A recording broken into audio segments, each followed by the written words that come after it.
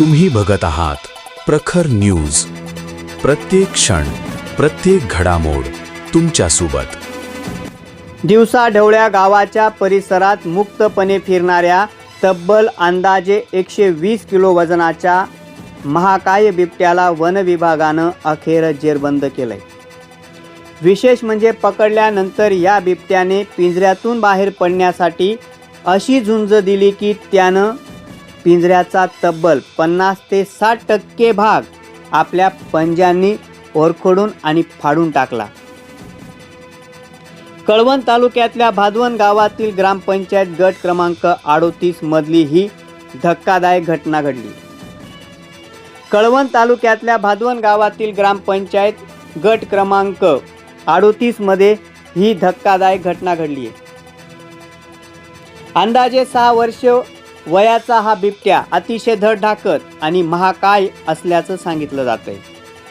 विशेष म्हणजे अवघ्या 8 दिवसात भादवन परिसरातून 2 बिबटे जेरबंद करण्यात वन विभागाला यश आलंय.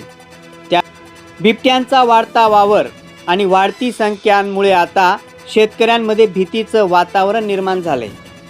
शेतात जाण्यासाठीही ग्रामस्थ धास्तावत आहेत. वन विभागाच्या अधिकारी दीपावली गायकवाड यांच्या मार्गदर्शनाखाली वनपाल पंकज देवरे, वनरक्षक अजय वाघ, हेमराज बागुल आणि युवराज गावित यांच्या पथकानं धाडसी रेस्क्यू करून हे ऑपरेशन यशस्वी केलंय आणि महाकाय बिबट्याला जेरबंद केलंय.